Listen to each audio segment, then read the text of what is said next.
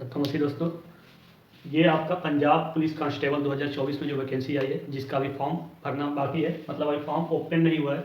तो अगर आप यूपी, बिहार या एमपी के हैं तो आपके लिए बहुत बड़ा बेनिफिट है। अगर यूपी के हैं तो जैसे आप उत्तर प्रदेश पुलिस में फॉर्म भरे हैं, जिसका री एग्जाम होने वाला है, तो उसी तरह से आप इसको भी भर करके एक आपके लिए अच्छा मौका है कि आप कहीं ना कहीं सिलेक्शन ले सकते हैं। तो ये आपका 2024 मतलब अभी आया हुआ है, अभी इसका फॉर्म का ओपनिंग नहीं हुआ है। तो ये फॉर्म जब ओपन होगा तो आपके 14 यानी इसी मार्च में 14 तारीख से ओपन होगा। इसमें कुछ सिलेबस है, कुछ क्राइटेरिया है और इनके पेपर कंडक्ट कैसे होंगे, ठीक है। उसके बाद इसमें से कितनी फीस है, किसके लिए, ये सारी टॉपिक पर हम बात करेंगे, आपको धीरे धीरे बताएंगे कि इसमें एक्चुअल में है क्या और इसको किस प्रोसेस के थ्रू आपको यहाँ तक पहुँचना है, ठीक है। तो इसमें भी आपको देखेंगे तो पेपर 2 होगा। एक्चुअल में पेपर इसमें स्टेज 1, 2, 3 यानी 3 स्टेज तक जाएगा, लेकिन फर्स्ट स्टेज तक ही आपका पेपर होगा। दूसरे स्टेज में जैसे नॉर्मली हर एक स्टेट में होता है कि फिजिकली आपको देखा जाता है कितने फिट हैं। उसके बाद थर्ड में आपका डॉक्यूमेंट्स चेक होते हैं, वेरिफिकेशन होते हैं, वेरीफाई होता है। उसके बाद आपका सिलेक्शन होता है। तो उस तरह से आप देखेंगे तो इसमें आपका पहला स्टेज ही है जो कि फिजिकली सबको देना आता है, लेकिन आपका स्टेज फर्स्ट में ही 2 पेपर होंगे, एक एमसीक्यू पेपर होगा, एक क्वालिफाइंग नेचर का पेपर होगा। इन सारी चीज़ों को बात करेंगे। फिर इसका सिलेबस क्या है, किस टॉपिक से कितने क्वेश्चन आते हैं। उसके बाद जो इसमें क्राइटेरिया है किसके लिए, यानी नर और मादा के लिए क्या क्राइटेरिया है, उस पर भी बात करेंगे, उनके लिए बात करेंगे। उसके बाद इसमें टोटल कितनी वैकेंसी है, उसके बाद किस डिपार्टमेंट में कितनी वैकेंसी है, जिसे इसमें वैकेंसी कितनी है, डिस्ट्रिक्ट पुलिस की कितनी है और आर्मर्ड पुलिस की कितनी है, इस पर बात करेंगे। फिर एग्जाम डेट इसका क्या रहेगा वो भी बात करेंगे। तो इन सारी चीज़ों पर हम बात करेंगे आपसे, ठीक है। ये आपके लिए एक अच्छा मौका है, इसको जरूर अपने हाथ से जाने मत दीजिए, इस फॉर्म को जरूर भरिएगा। तो चलिए देखिए, इसमें देखते हैं क्या क्राइटेरिया है और किस तरह से आपको तैयारी करनी चाहिए। जैसे ये पंजाब पुलिस कांस्टेबल 2014 मतलब अभी वैकेंसी आ चुकी है, लेकिन फॉर्म ओपन नहीं हुआ है। तो एक्चुअल में आप देख रहे होंगे तो इंतजार कीजिए इसको 14 तारीख तक, यानी आपका फॉर्म ओपनिंग डेट जो है वो आपका 14/3/2024 यानी इसी मार्च में 14 तारीख को फॉर्म ओपन हो जाएगा। उसका लास्ट डेट है आपका अप्रैल के 4 अप्रैल तक, यानी 14 के बाद आप भरेंगे तो 4 अप्रैल का इसका लास्ट डेट है, यानी रात को 12 बजे, यानी 11:55 को फॉर्म क्या होगा, क्लोज हो जाएगा 4 बजे, 4 तारीख को अप्रैल में। एग्जाम डेट देखिए, अभी इसका कोई एग्जाम डेट नहीं है और एडमिट कार्ड का भी कोई डेट नहीं है, क्योंकि फॉर्म ही ओपनिंग नहीं हुआ है। तो एग्जाम डेट इसका कुछ नहीं है अभी।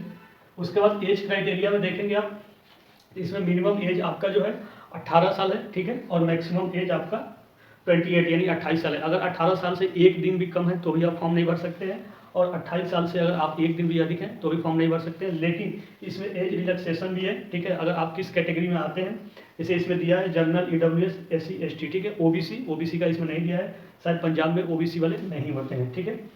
ओबीसी में कोई कास्ट नहीं ली जाती है पंजाब में, इसलिए ओबीसी का कोई सीट नहीं है।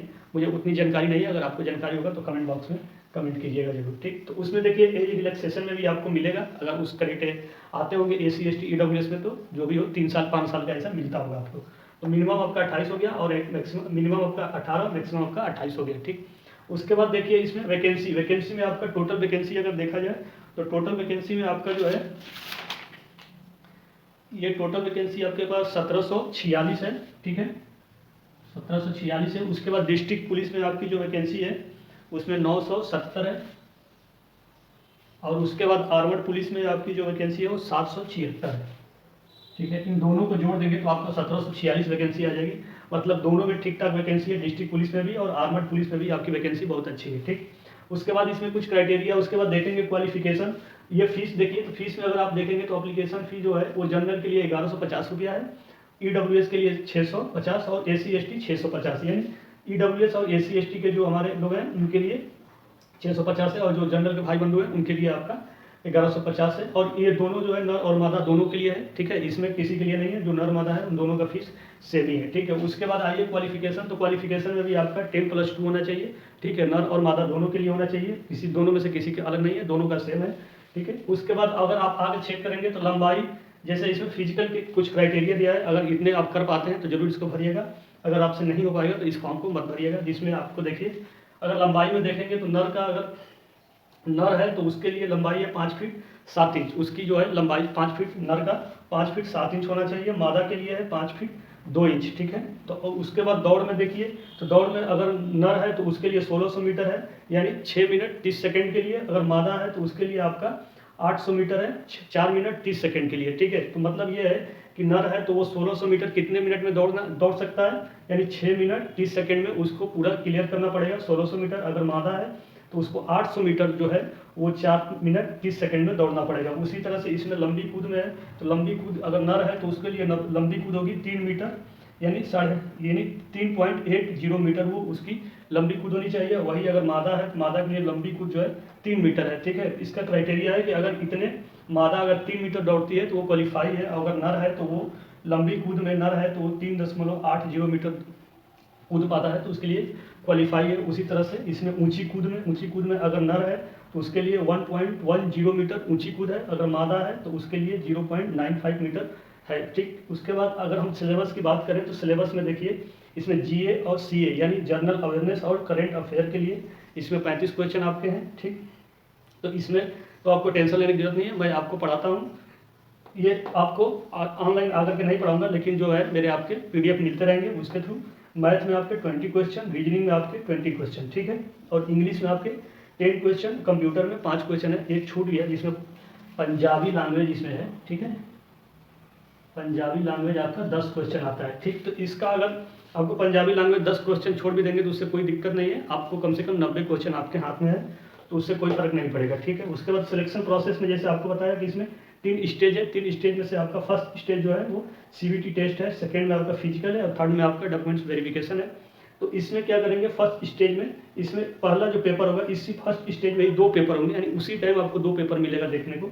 तो उसी में आपका पहला जो पेपर होगा एमसीक्यू होगा, 100 क्वेश्चन होंगे। 100 क्वेश्चन में ये जो हमने आपको सिलेबस में बताया है इन्हीं में से ये 100 क्वेश्चन रहेंगे और ये 100 क्वेश्चन 100 नंबर के होंगे, ठीक है। एक क्वेश्चन 1 नंबर का होगा।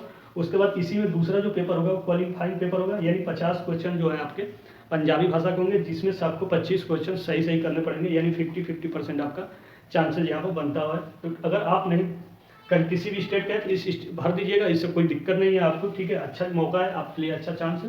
तो ये आपकी अभी फॉर्म जो है ओपन हुआ नहीं है, ये आपको 14 मार्च को ओपन होगा। तो आप इसमें दोनों लोगों के लिए है, नर के लिए भी है और मादा के लिए भी है। तो दोनों लोग अगर उत्तर प्रदेश या बिहार पुलिस में भरे हैं तो वो भर सकते हैं, ठीक है। इसके लिए कोई क्राइटेरिया नहीं है, ठीक। ये दोनों लोगों के लिए है, तो दोनों लोग आसानी से भर करके फिजिकल की तो तैयारी ऐसे चली रही होगी, क्योंकि अभी उत्तर प्रदेश पुलिस का री एग्जाम होने वाला है 6 महीने के अंदर।